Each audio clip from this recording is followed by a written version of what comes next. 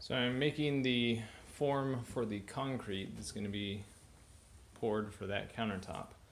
I'm doing a reverse pour, so that means that once I'm done pouring it, I'm going to actually break it out of the mold, flip it upside down, and set it up there. So I'm using the smoothness of the melamine and the hardboard here to create my finished surface, because I don't do countertops enough. I don't have any troweling skills, some drywall skills, but I'm not going to attempt to finish it nicely because I really don't know what I'm doing.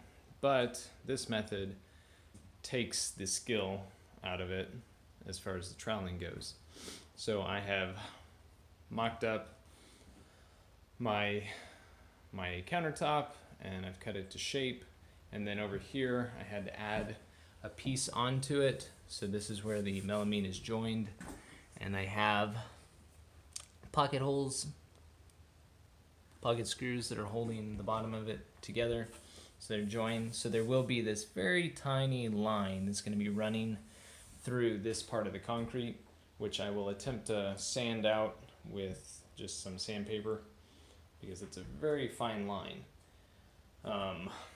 But yeah, so anyways, that's going to be there. Then I've got a sink that's going to be going over here. But right now I'm just cutting the hardy board, or the hardboard rather, which has this MDF cardboard stuff on the back and then a very smooth front to it, and I cut it into 2 1/4 inch strips, which after going onto the 3/4 inch melamine leaves me 1.5 inches worth of overhang there for my countertop. And so this is very rigid.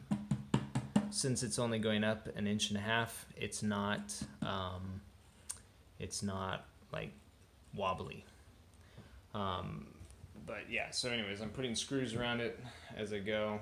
I am tacking it in place temporarily with the brad nailer. Just be careful that you don't shoot a nail up into your nice smooth finish, or else you will have more issues to deal with.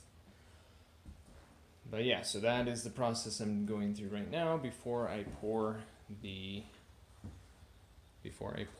mortar mix into it, and I'll get into that in a little bit.